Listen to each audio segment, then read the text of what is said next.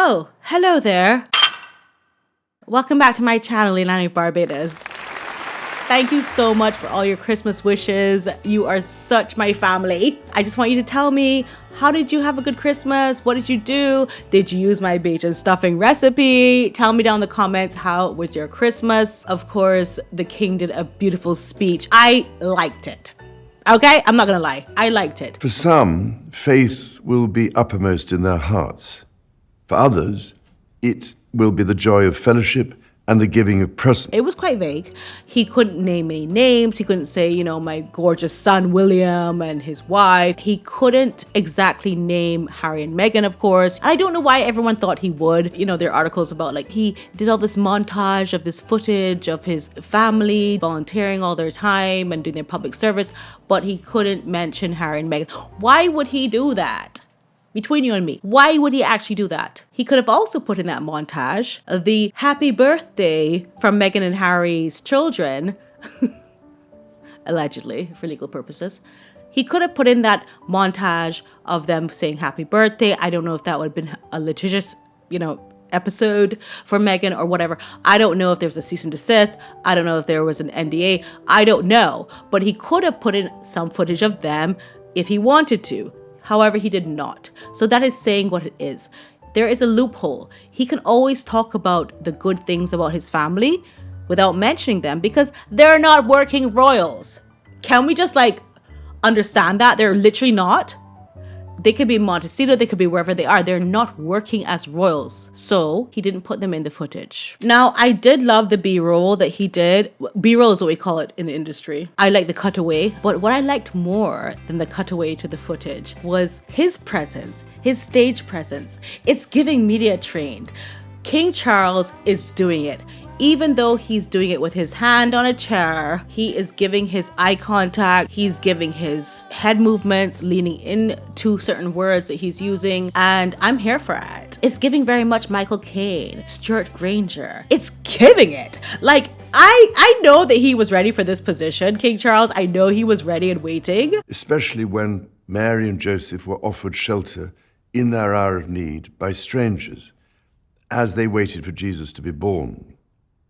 But he is doing it. He's stepping up to the plate, and I love that for him. As I said before, he really didn't say any names. He only said Mary and Joseph. He talked a lot about religion being an all-encompassing thing across the universe, across the world. And I thought that was a very good way to...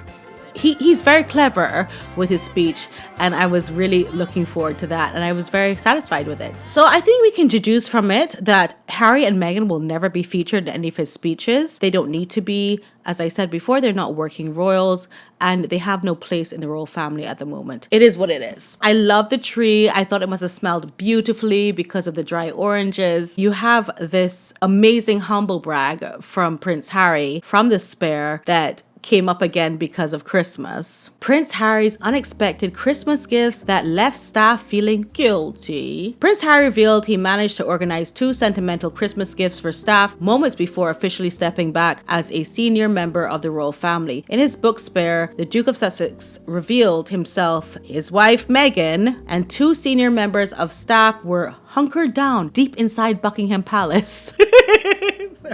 Sorry. No, the reason why I'm laughing is because when we say hunkered down in the Caribbean, we're usually hunkered down against a hurricane. And just to put that in the same sentence with Buckingham Palace is very egregious to me right now. But anyway, on 8th of January 2020, as they prepared a draft statement to release on Instagram. So imagine Harry and Meghan had the audacity to entrap this staff in preparing a Megxit, ruining their Christmases. I am sure that it ruined the Christmas of all the staff. Okay? Anyhow, despite being a few days past Christmas, Harry was feeling festive and wanted to show his gratitude to those close to him when he stumbled across a Christmas tree near the main stateroom. I went into the hall. There was a tall, beautiful Christmas tree, still brightly lit. I stood before it, reminiscing. I removed 2 ornaments, soft little corgis, and brought them back to the staffers. One each souvenir of this strange mission, I said. They were touched, but a bit guilty. I can't even explain to you how I feel about Like, there's so much in that statement. There's so much self-indulgence. There's so much narcissism. What though? You're giving them a present that they're going to be you're giving them a present that you know they're going to be feeling guilty for because you're stealing. Oh, hold on. I assured them no one will miss him. Words that seemed double-edged, Harry wrote, before noting that the staff were also anxious about any repercussions surrounding their involvement in the Duke and Duchess of Sussex's announcement. Let's have a look at this tree. So if you zoom in, we're not seeing any corgis, perhaps because they've been stolen. Maybe they would have missed the corgis. He ruined staffers' Christmas by making them write this whole announcement for him, at the same time stealing ornaments from this tree, which is the same tree, right? But this is the same tree, by the way, the center hall tree that he would have stolen the ornaments from. And then it's only two. Like, it's only two ornaments. How many people are working for you to keep your secret, to blindside the queen? The fact that he can even write about these things will explain to you why there is no way that King Charles can mention him based on the spare, based on Omid Scobie's book as well, because we all know that King Charles and Princess Catherine were implicated in that book, and we all know that that has something to do with Meghan and Harry. So why would he ever be able to mention them at this time? It would be a disservice to his role as king. Funny you said that about Omid Scobie. Daily Mail says Meghan Markle could be questioned under oath about the identity of the alleged royal racist. So that's still ongoing. We're going to go through some old tweets as well. Howie has not been in despair in 10 years since Prince George was born. Constitutionally, he is absolutely irrelevant. Hope it helps. Another question that people are posing at this time of the year, HRH Prince of Vectis, if it fell to you to have to judge the character of a man, which one would you choose? The man who boasted about how many lives he has taken, or the man who remained silent about how many lives he has saved? Of course, the Sussex camp has to chime in. They say Princess Kate and Prince William have not done enough engagements and they've been lazy because they have done 300 fewer engagements than Princess Anne in 2023. I mean, who's counting? Who's counting? But literally, who's counting? Epstein, no. So Epstein's list is coming out hopefully on the 1st of January. Madame Pinocchi says, if Marcus Anderson is among Epstein's associates, you know who else is in the list by association? Yacht Girl. I said that in my last video. I do think that she will come out as one of the associates, and we don't even know how deep the relationship really goes with Epstein. With Epstein, there are people who wanted to be associated with him, and then there were people who were tricked into being associated with him, i.e. trafficking. So we know that Meghan was trying to go to as many yacht parties as she could have gone to. She was trying to get in the limelight. She was trying to associate with Hollywood executives. And there are two ways you can do that. You can either do that through your craft, or you can do that through the more degenerate thing of like being at their parties and their yacht girl and their,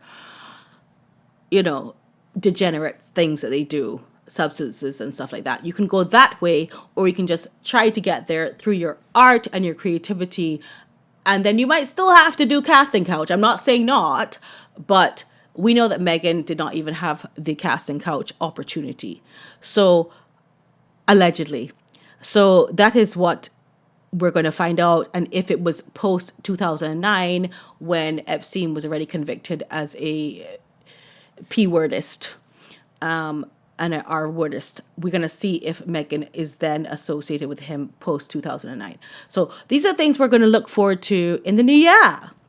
So just to wrap this all up, the King's Christmas message features a video montage of Kate and William volunteering with their children and footage of Anne and Edward, but there is no sign of Harry and Meghan or Andrew. And that, of course, goes back to the whole, are they working royals or not? If they're not working royals, why should he mention them? He's talking about work. He's talking about community. He's talking about coming together as not only a nation, but as the extended Commonwealth, of which I am part of. And I appreciate his message. I loved it. It really shows you that King Charles is ready for this role.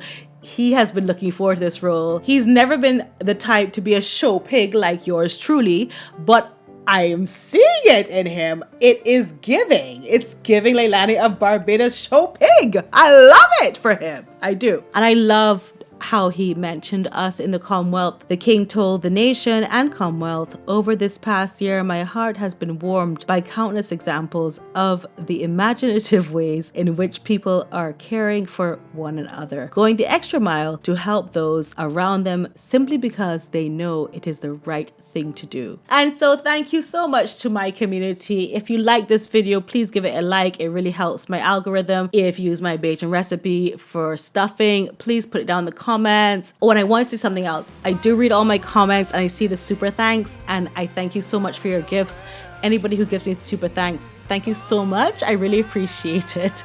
And I love you so much. You're the best. Love you. Love you. Bye.